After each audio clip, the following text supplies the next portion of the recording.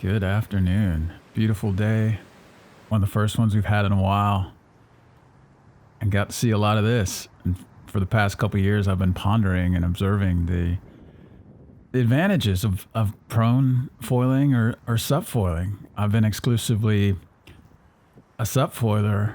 And for the most part, I've been confident that my choice of vessels is more advantageous. But seeing multiples like this, one guy catching 3, 4, 5, 6, whatever rides, and the super obvious advantage of prone foiling is a tiny, super lightweight board that has zero swing weight and is super maneuverable and pumps like a champ. And the most obvious disadvantage is the paddling power and wave catching ability. On a SUP, we've got this huge leverage paddle. We can catch anything.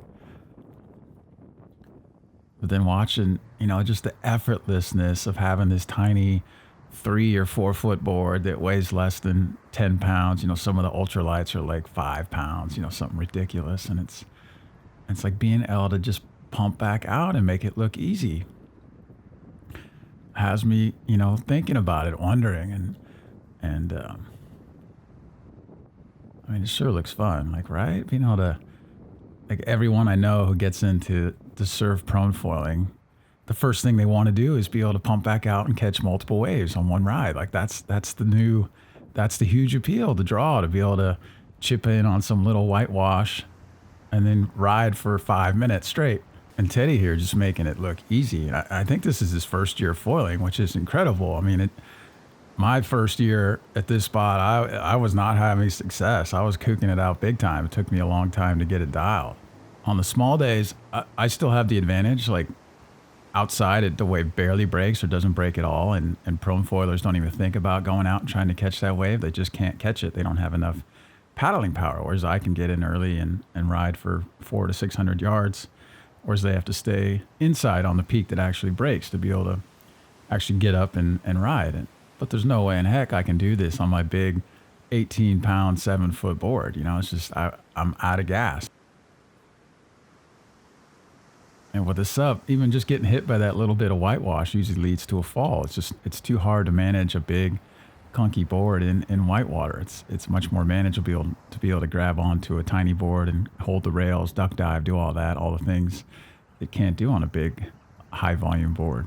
And one of the things I've seen the prone foilers do is instead of going right and heading towards the beach, they'll go left and head towards the other staircase and get out and walk back.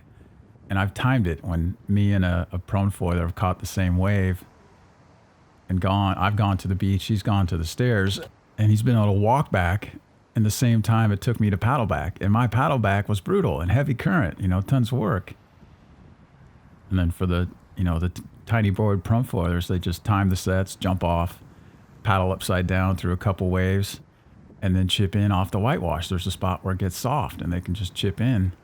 As long as they time it right and don't miss the chip in, they get the same ride I get, and they have a board that weighs nothing and super maneuverable. So it's an interesting trade-off, and it's all surfing, it's all fun. I just been noticing and wondering and watching, seeing Teddy do stuff like this. He hasn't even been foiling that long. What's it going to be like in another year or 2 years? How good is he going to be? I've been watching Mr. Bennett's YouTube videos or Kiahi's, YouTube, Instagram posts where they're just on these tiny boards, just ripping, pumping back out, and in their videos, they never fall like this. They're so good. They've been doing it for years now and they just rip, it's like imagine, I've been watching Alex get better and better. And I'm like, how long before these guys get really, really good? I have 2, 3, even more years on some of these guys as far as experience foiling, so give it another year or two and all these guys are just going to be next level ripping. And watching, SUP surfers and longboarders on these same waves, the advantage of the foil is impossible to deny. When guys are struggling to even stay in the wave, we foilers can ride for another 600 yards, 400 or 500 yards all the way literally to the beach.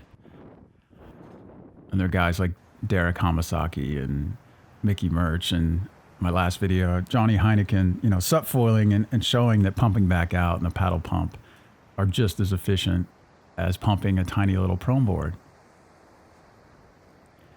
And I'm not there yet. I've been working on it. I've just recently changed my pump cadence. We'll see, like here, the first few pumps are more big legs and bigger pumps. And then he switches to this real quick, very little leg movement, not much up and down movement, but that and a real quick cadence. And look how fast he's going.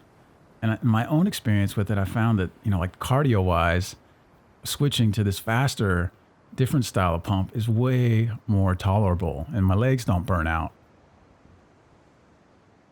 And Teddy just making it look easy. It's really impressive. I'm still working on it. Once I start to lose altitude, I'm hosed. I fall off. And I think that's where I need to incorporate the paddle pump to dig myself out of that hole, get back the altitude. And then we see it again, like the bigger pumps, and then he switches to the higher cadence, the board barely moving vertically. And look how low he is to the water and still, going. So it's just cool. It's cool to watch. I enjoy watching it and seeing the different styles and how it works as far as, what looks easy or challenging and how far they go and the ground they're covering. And I'm sure he's super fit, like pumping is pumping. It's cardio intense for sure. There's no doubt about it. And yet some people make it look really easy and really fun. On the rare occasion when a prone foiler goes this far in, usually they're done. That's the end of the session.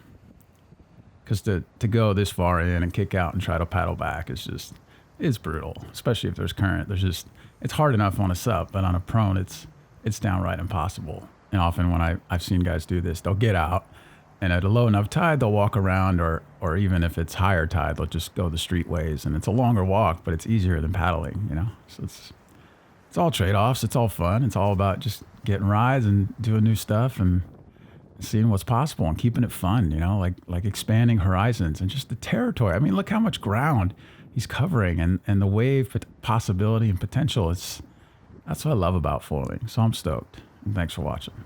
If you enjoyed this video, please like, subscribe, share, go to my website, check out the Learn to Foil course.